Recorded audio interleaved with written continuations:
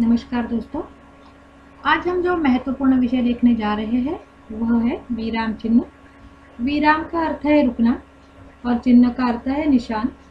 अतः रुकने के लिए जो चिन्ह लगाए जाते हैं या लिखे जाते हैं उन्हें विराम चिन्ह कहते हैं। चलिए तो देखते हैं विराम चिन्ह। पहले हम विराम चिन्ह की परिभाषा देखते हैं। किसी विषय को भिन्न भिन्न भागों में बांटते या पढ़ते वक्त ठहरने में भी कुछ चिन्हों का उपयोग किया जाता है, उन्हें ही विराम चिन्ह कहते हैं। मतलब लिखते समय रुकने की प्रक्रिया को स्पष्ट करने के लिए संकेत चिन्हों का प्रयोग किया जाता है। इन संकेत चिन्हों को ही क्या कहते हैं? विराम चिन्ह कहते हैं।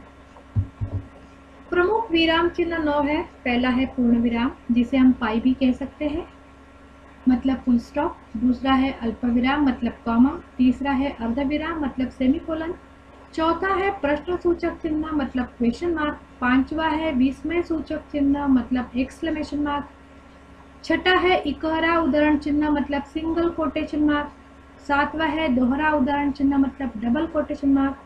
आठवां है कोष्ठक चिन्ह, मतलब ब्रैकेट। और नौवां है योजक चिन्ह, मतलब हाइफन। चलिए तो देखते हैं पहला विराम चिन्ह पूर्ण विराम, जिसे हम पाई भी कहते हैं। इसकी परिभाषा है पढ़ते या लिखते समय जहां वाक्य समाप्त होता है वहां पूर्ण विराम रखा जाता है।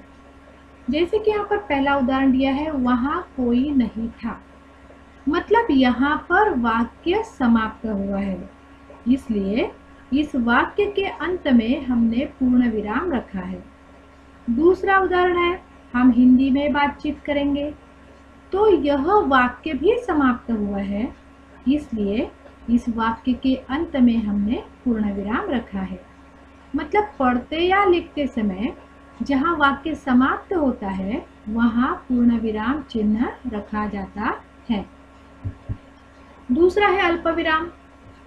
अल्प विराम की परिभाषा है वाक्य पढ़ते समय जिस स्थान पर थोड़ी देर रुकना होता है वहां अल्प विराम चिन्ह का प्रयोग किया जाता है।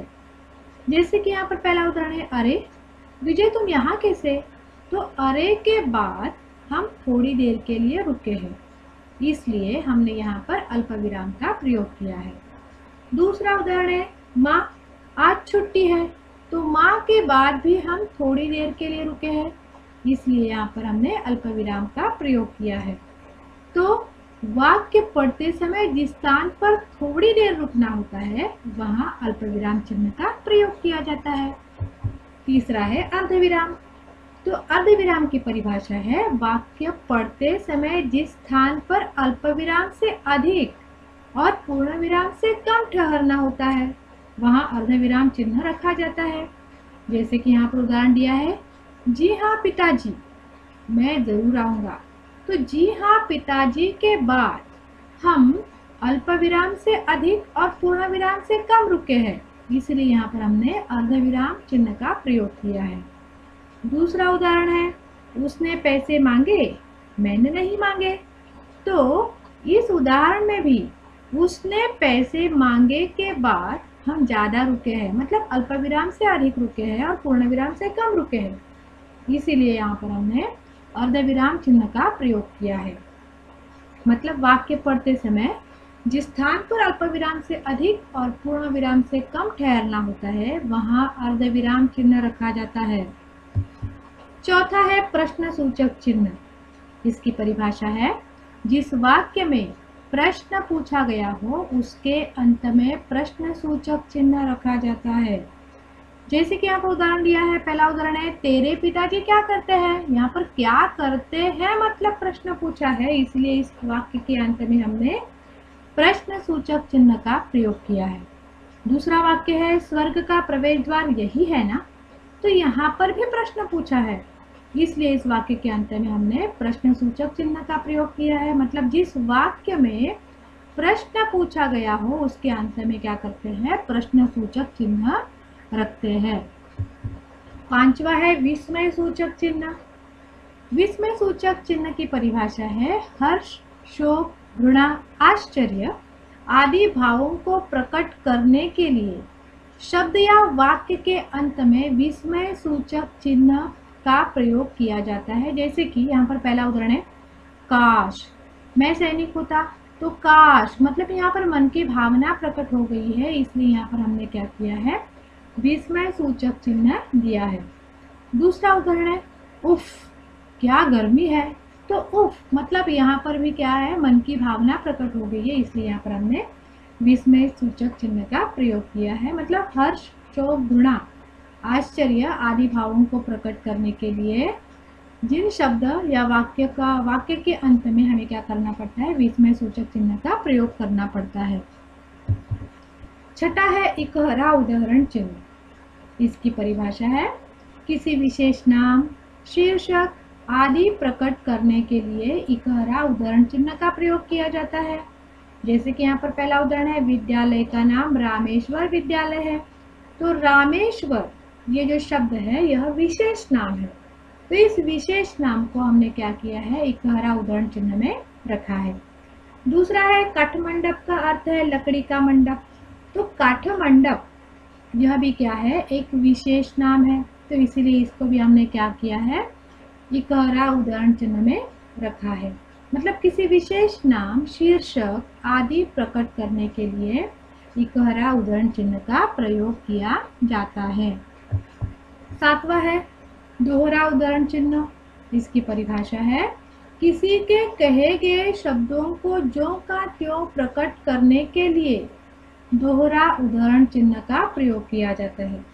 जैसे कि यहाँ पहला उदाहरण है, सुदामा बोले, अभी सुदामा क्या बोले, उनके मुख का वाक्य क्या है, मुझे कृष्ण से मिलना है, तो इनके मुख के जो वाक्य है वह हमने दोहरा उदाहरण चिन्ह में रखे हैं।